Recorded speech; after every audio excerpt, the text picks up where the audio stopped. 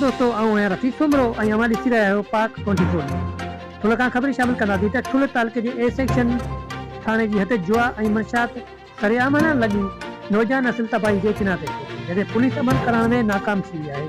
जॾहिं त पुलिस जी मंथली पिण मुक़ररु आहे। एरीकेशन ऑफिस समेत मोबाइल मार्केट ऐं ॿियनि हंधनि ते मंशात जो सरेआम विकिरो थियणु लॻो।